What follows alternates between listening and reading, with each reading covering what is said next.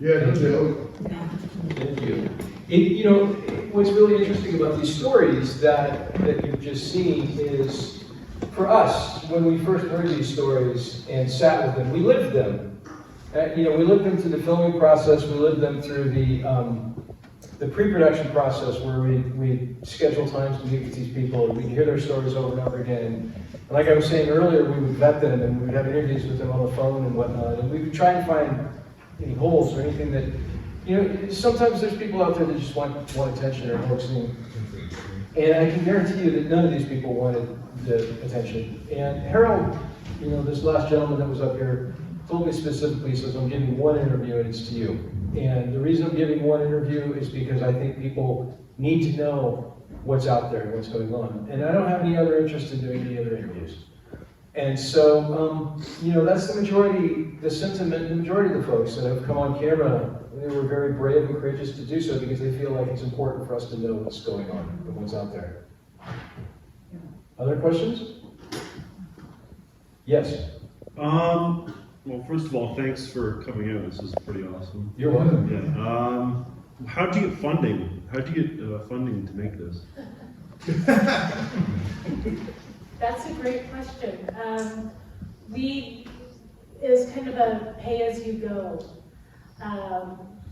We only had a 3-person crew. Our cameraman, cinematographer, who's responsible for all that beautiful imagery, Mike Ferry, he would hop in the car with us. We would load it up with all of our gear and basically go as far as we had gas money to take us. But we did it bit by bit, and everything just seemed to fall into place the way it needed to. So as far as funding, just whatever we had available. And birthday money. Thanks, Mom. And to add to that, our day jobs, if you will, is doing video production for, companies such as Nike and Intel and some of those big Fortune 500 companies that are based in Oregon. So we're very lucky to be able to do what we do, and we've been doing this for a very long time. And so we take the funds and we pay for these movies because we think that they're important. And number one, number two is we don't necessarily want outside funding that will control the narrative. This is what you have seen tonight in both those films come right here. This is it. There is no external voices involved. It's us trying to tell be as transparent as absolutely possible. And just to kind of piggyback on what Brett said, we don't want to be beholden to someone trying to control the narrative or change what we're trying to say. We've been really lucky, and the people that we did interview and put on camera, we really didn't have anyone who was trying to have their 15 minutes of fame or whatever. And a lot of the people that we put on camera were recommended by other people that we'd interviewed. And I think I don't want to say we got lucky, but we did get lucky. That we didn't have to deal with a lot of the craziness.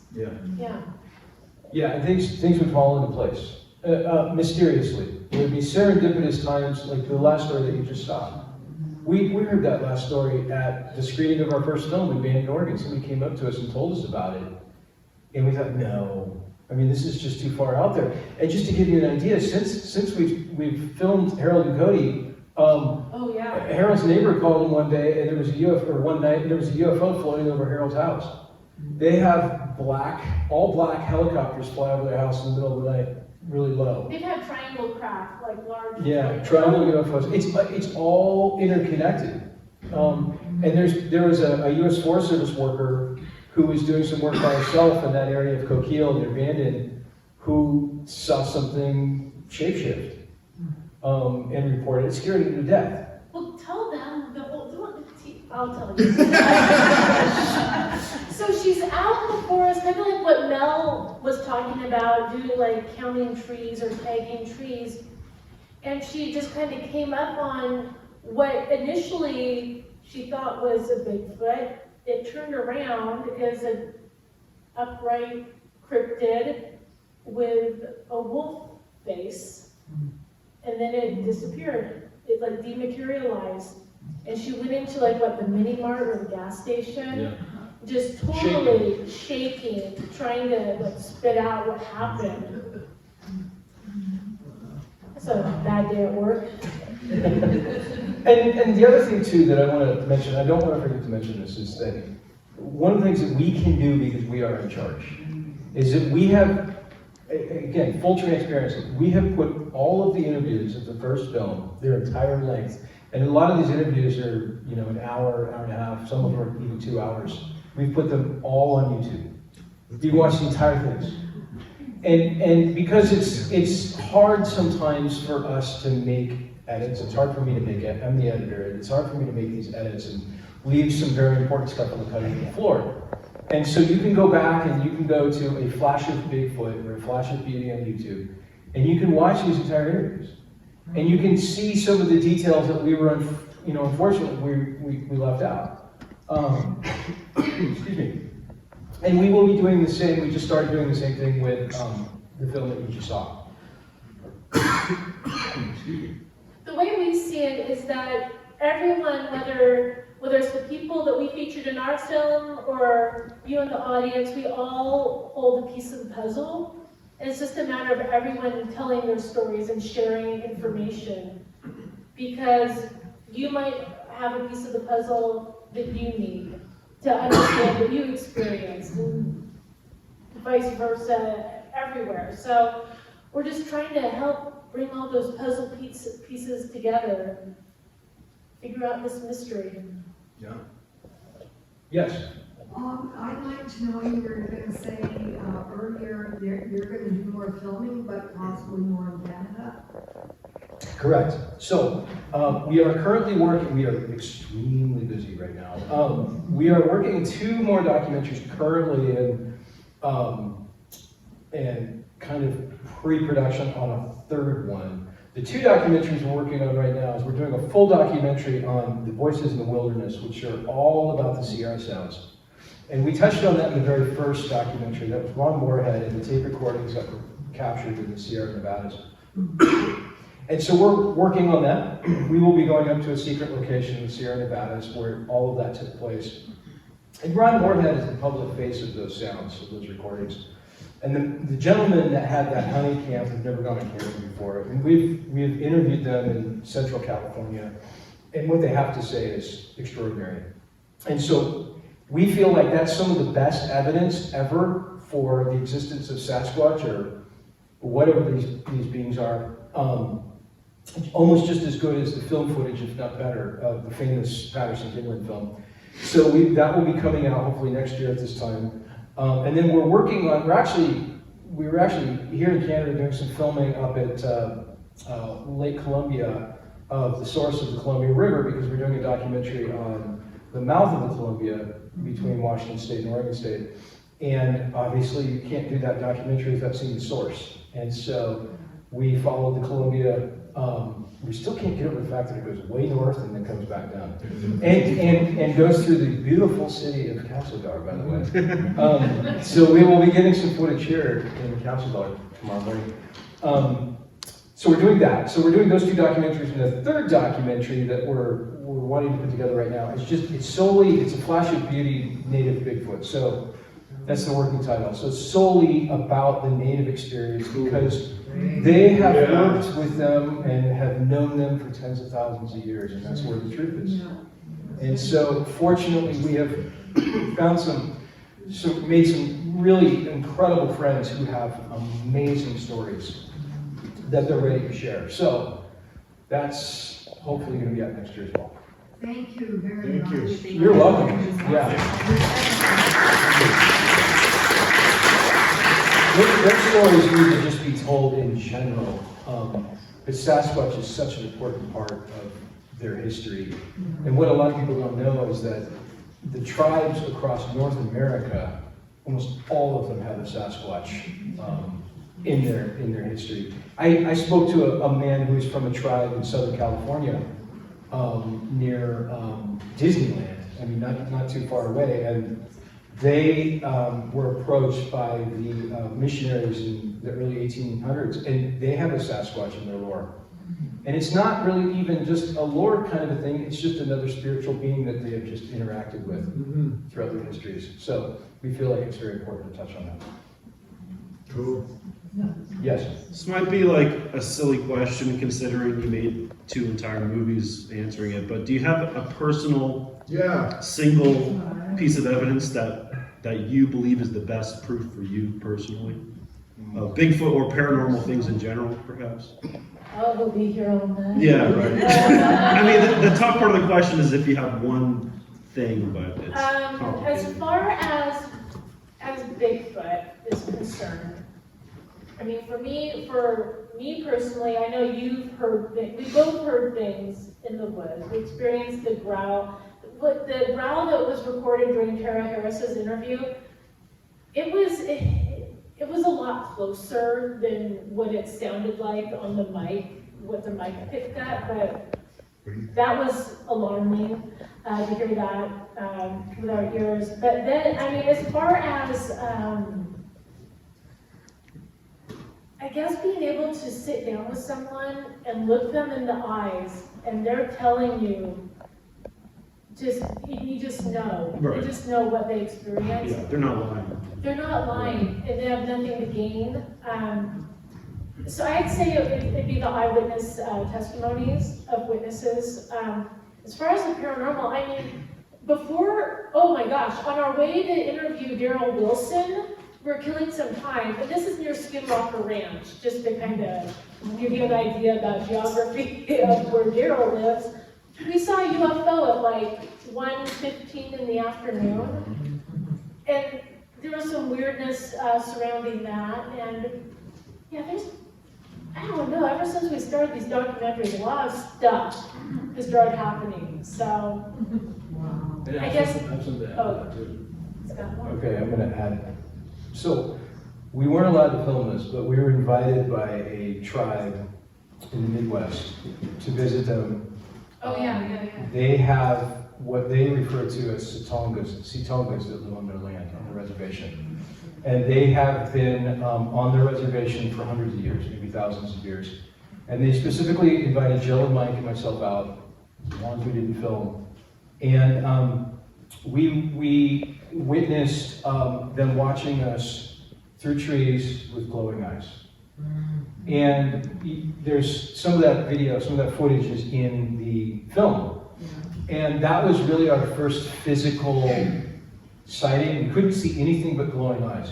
It was like a set of eyes. Think of like Yeah. in a cartoon, like the eyes bopping along, like they're walking. Yeah. And it's just like Barb Sheep says in the film, your brain rationalizes it. So what's really interesting is we were narrative filmmakers before we got into documentaries, and so we always would try and deconstruct something, or how do we fake an audience? What do we do from a visual effects perspective to fool an audience or whatever? And so we're just looking at these things going, interesting. Okay, how are they doing this? How are they making these lights? How are they making them look like? And you're like checking boxes off, and you finally get to this point where it hits you like a cold breeze, and you get goosebumps all up and down you, and you run out of explanations. And you're trying to be rational, you're trying to be reasonable. And it wasn't until I went back and was reviewing footage and zooming into it that I could clearly see the shape of an eye, and I could see it blinking. Now, I only got one eye, and I don't know why I only got one eye. I think the other eye must have been obscured by branches or something. But I could clearly see the eye blinking. I could clearly see the shape of the eye. And then I was talking to Daryl Wilson. I was actually at Daryl Wilson's house, and he had a photograph that somebody gave to him that took a photo of one in Utah, that Wasatch Mountains, I believe it was, of glowing eyes. And it was exactly the same as what I took on this reservation. And that same night, we had one bluff charges. We're walking through the dark, they don't use flashlights, nothing. It was a full moon. It was a full moon, so you could kind of see, but we're walking down the hill, and the next thing we know, we hear this rustling in the bushes and this stomping away it took off. And you could feel the earth vibrate. Yeah. So that was our wake-up call. So 110% convinced. We don't need any more convincing. Yeah. Last question, I promise. Sure. I think. Do you think there's some sort of correlation with, you know, like again, it kind of answers this, but like quantum, like sort of like trail cams, like an aversion to cameras and proof in general with these things? Yes, absolutely, 100%. They seem to be aware of what cameras are and what cameras do, and that goes all the way back to the Sierra Sands. Those hunters were putting up 35mm cameras with like fishing line traps and stuff. And what would happen is they would wake up the next morning and they'd put them in boxes, and their cameras would be destroyed. They would just destroy them. And Rich Germeau, if you go to our YouTube site, Rich Germeau's full interview, he talks about placing cameras. And every single time he'd come back, his cameras would be manipulated or they'd be broken, and he'd never have anything on the cameras. So, you know, there's a couple of theories going on as to what causes that, and we're thinking that they, more likely than not, they can see the infrared light when motion triggers it. And there's a possibility, you know, some of these electronics put out frequencies that human ears can't hear, that they might be able to hear. So there's a variety of different explanations. Now, with that being said, we did have that shot in the first film of one that I measured out roughly at 6.5 feet. And, you know, I'm pretty convinced that that's legitimate because of the way that it's walking. You can see a hand way down here, past the knees, like people describe. You talked to the owner. And I talked to the owner of the trail cam, and I said, look, you know, I'm happy to put your name in there or whatever. He says, like, look, I don't need or want the attention. And I said, would anybody have played a joke on you or anything? He's like, no. He's like, no. I have property out here, it's rural, you know, my friends aren't like pranksters, and I put trail cams out there to see what's going through my land. But there's no reason for anybody to hoax or do this to me. And typically what happens is, after a few months or even a couple of years, the hoaxers will reveal themselves, because it will get too deep, and they start feeling guilty, and they, you know, give up.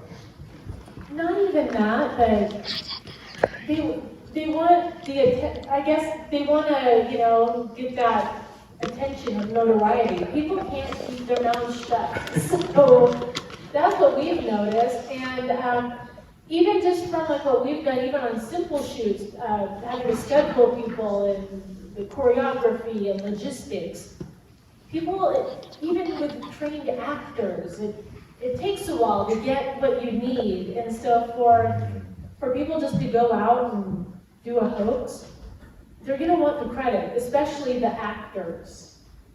That's another theory we have. Any other questions? Well, Thank you so much. We really appreciate it. So follow us. You can follow us on Facebook at A Flash of Beauty, Bigfoot Revealed. And you can find us on YouTube. Like I said, we have the full interviews on YouTube. And you can email us at info@bigfootdoc.com. Grab a postcard. Just grab a postcard. It has all of our contact info. And we're really good about getting back to people. And sometimes it takes a couple days, but If you have stories you'd like to share, we'd love to hear them too. We have some stories. Thank you so much. We appreciate it. Perfectly placed on the side of the road.